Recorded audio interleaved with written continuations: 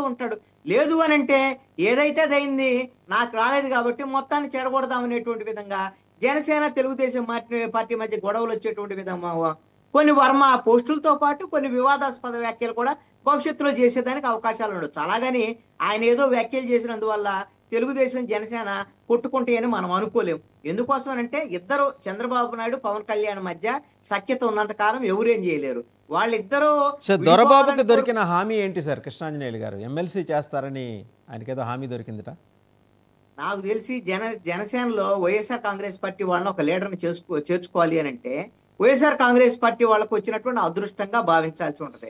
నీకు హామీ ఇస్తేనే నువ్వు జనసేన మాకు ఒక ఎమ్మెల్సీ హామీ ఇస్తేనే నేను చేరతానని డిమాండ్ పెట్టేటువంటి పరిస్థితిలో పెండెం దొరబాబు ఉంటాడని నేను అనుకోవటం లేదు. ఈ రోజున ఆయన అవసరం, పెండెం దొరబాబు అవసరం కాబట్టి పవన్ కళ్యాణ్ అసలు చేర్చుకునేటువంటి అవకాశం ఇస్తే చాలు అనేటువంటిది తప్ప ఆయనకేమో పవన్ కళ్యాణ్ హామీ ఇస్తాడని నేను అనుకోవటంలా. రైట్. ఒకసారి శాంతిప్రసాద్ గారు జాయిన్ అయ్యారు, జనసేన అధికారి. నమస్కారం శాంతిప్రసాద్ గారు.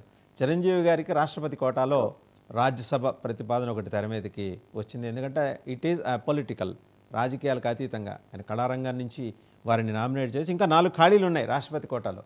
సో అదొక ఛాన్స్. అండ్ నాగబాబు గారి అంశానికి వచ్చేప్పటికీ ఆయన ఈ ఎమ్మెల్సీ ఎన్నికల బరి నుంచి తప్పుకుంటున్నారు అని, అది స్పెక్యులేషనా వాస్తవం తెలియదు, కానీ నిన్న నుంచి మొత్తం రౌండ్ అవుతుంది. ఏపీ పొలిటికల్ సర్కిల్స్లో రౌండ్ బాగా తిరుగుతుంది అది. ఒకవేళ if such is the case, Rajya Sabha immediate ఖాళీ ఏది? సాయిరెడ్డి గారు రాజీనామా చేసిన స్థానం.